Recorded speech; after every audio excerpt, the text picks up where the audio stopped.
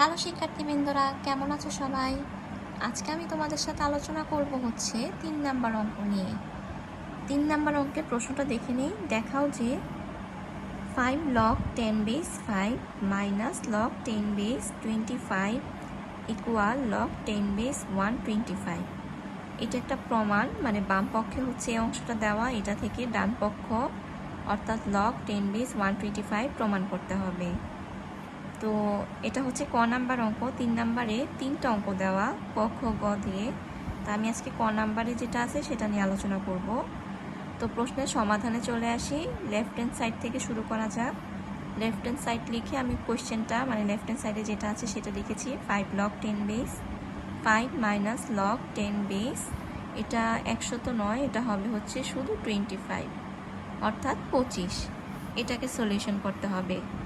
তো এটাকে সলিউশন করার ক্ষেত্রে এখানে যেটা দেওয়া আছে লগের সামনে, সেটাকে আমরা 5-এর উপর পাওয়ার আকারে নিয়ে যাব, অর্থাৎ log 10 base 5 to the power 5 minus log 10 base 25কে কীভাবে লেখা যায়? 5 স্কোয়ার আকারে লেখা যায়।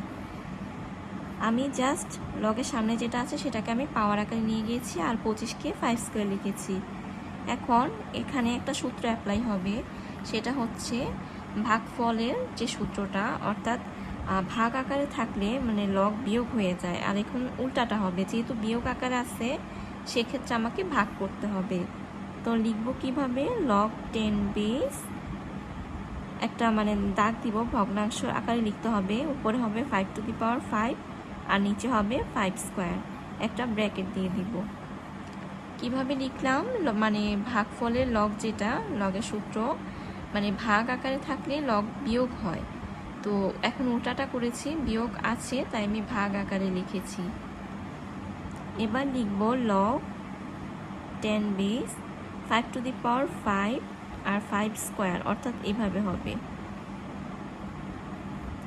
যেহেতু ভাগ আকারে আছে, ভাগ আকারে থাকলে সূচক অনুযায়ী আমি পাওয়ারগুলোকে বিয়োগ করতে পারি।